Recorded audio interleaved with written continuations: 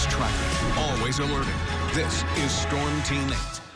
Well, I know we'd probably rather be swimming, but a lot of us like to look at that lake ice. I had a chance to go flying over the weekend with a pilot from West Michigan Aviation Academy, and I brought my camera with and shot some video.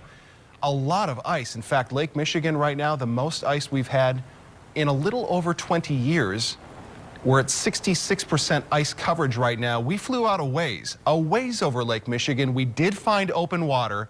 We had to go a while. Some spectacular views, though. We took off from Jenison and went over Grand Haven, westward toward the lake, northward up toward Muskegon, and then flew back down in toward Grand Rapids. And it was a great time. And you can see some stunning shots we captured.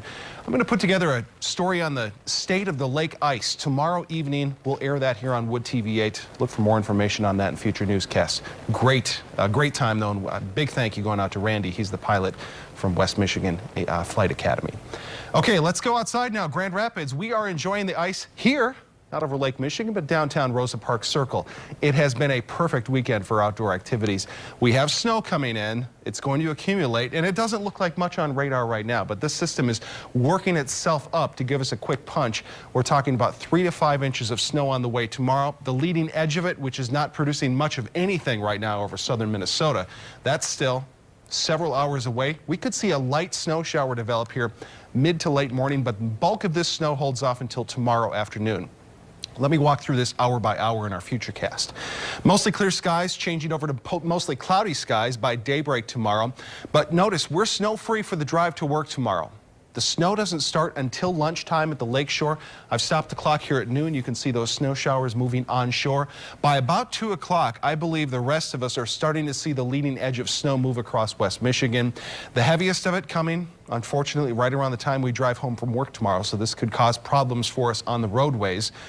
By 11 o'clock tomorrow night, starting to clear out, and crews should have a chance to get things cleaned up by the drive to work on Tuesday. Let's talk about snowfall totals. Between now and 2 p.m. tomorrow, not a lot. No snow tonight, no snow tomorrow, at least not early in the morning. A few flurries develop, and these numbers really start ticking upward afternoon, drive time, early evening. We're talking about 2 to 4 inches, with the heaviest of it coming right between Grand Rapids and Kalamazoo, where we could see some areas picking up 4 or even 5 inches of total snow. Because of this, the National Weather Service has posted a winter weather advisory. Right now we're at 26 in Grand Rapids, 18 in Ionia. Bit of a breeze. That means wind chills are in the single digits in some places. Breezy weather for tomorrow. I mean, some blowing and drifting is a possibility, but that will be a minor impact. The main impact is just going to be slick roads from all the snow that's coming our way. Again, 3 to 5 inches of total snow accumulation. Breezy 35 for Tuesday. Here's the warm-up, Leon. 38 Wednesday, low 40s here on Thursday. Freezing rain and rain, a possibility for Thursday before we cool back down end of the weekend, early next week. Freezing rain. Never like to hear that. Well, for those of you who don't know, now you know. Kyle's also a pretty good photographer. Those are great pictures. What I was wondering as I look at that ice, does that have an impact on the season as far as folks getting on the beach?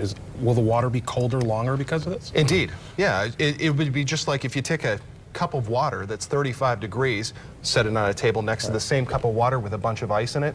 It's going to take a lot longer for that cup to warm up. Right. So we'll be feeling that when you head to the beach. Kyle, thanks.